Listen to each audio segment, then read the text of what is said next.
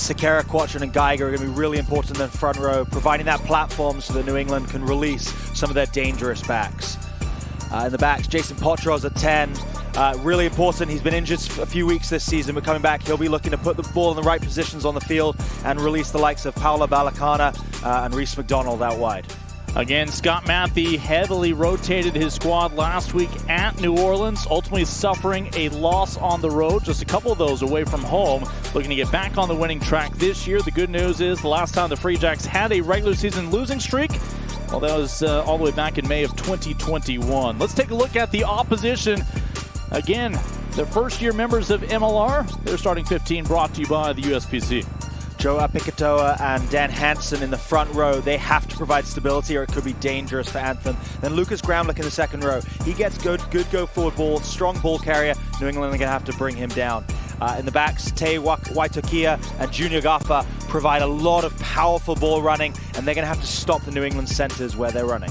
Again, but great to have you with us here for the regular season finale. It's the two teams that met in week one, closing things out, and if you're Anthem, it's a bit of a measuring stick. How far have you come since that season opening loss, 46-15? Set up Baker wearing that 8 on his back, and here's your early opportunity from Wayne Vanderbank looking to cash it in.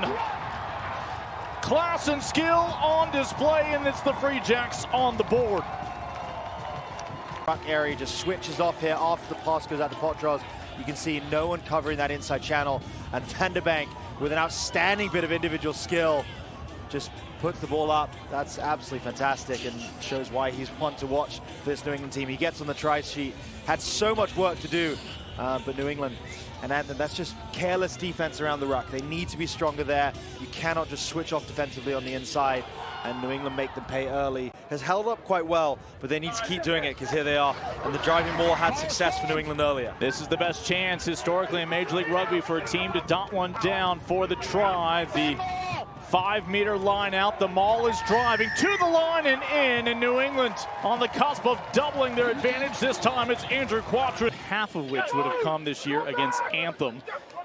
Again, New England has always done a great job growing this game. You saw some of the youth in attendance. The turnover here, Caleb Geiger has that one fall into his lap. New England still the chance to find that 3-try lead. Potros. Vanderbank looking for a brace. He's got it, and he'll take 5 points and add them to the New England column. Then we'll see it again here. So Potros, he actually kicks it on his inside. Often your attacking runners are flowing on the outside. Oh, it's the question of whether his foot was just able to stay in bounds. We do have TMO. Austin Reed will keep an eye on it. And yeah, Jared, he is in over the dead ball line, so no try. And you just heard the voice of Austin Reed confirm that try will be taken off the board. Yeah, so you can just see Vanderbank's right foot on the line before he's able to gather the ball. And Potros' kick just drifting a little bit deep, but he knew he had the penalty advantage. Lennon looked inclined to pull it out, but it stays with Quatron. And why not? New England flirting with their 4th try of the match. Quatron will spin around and dot it down. The hooker has the brace, and the Free Jacks have the bonus point along the way. Driving it over the line. You thought Landon was going to pull it out, but then he sees all of the backs come in. And at that stage, there's only one option. It's going to be route one. We're going to go straight through the heart of you. And you can just see how unified that New England, all of them go down, and they're still all in that kind of position, that formation, together and united. And when you're able to maintain 8-10 guys like that, really cohesive, it's really hard to stop that driving ball and from 5 meters out. New England beat Carolina back in week one, 46-15. The way the schedule was set up, they would meet again here in the final week as well. Mitch Wilson will not be met in time to deny him the offload to Malachi Halanatai, who's in for his 3rd on the year. New England finally getting some good work out of these offloads out of contact. Mitch Wilson really, really clever from him. Knowing it was a simple 2-on-1, he takes the hit for his team, but releases Halanatai to score a try and get New England's 5th on the board. That's the old Wayne Vanderbank formula, isn't it? Just rest for 10 minutes in the sin bin. That ball finally emerges for Barry. Gramlich couple meters shy. Anthem's come close at various points throughout this match. Able to finally take the 0 off the board. Again, it's the local product, Connor Robinson. Martin, Nicky.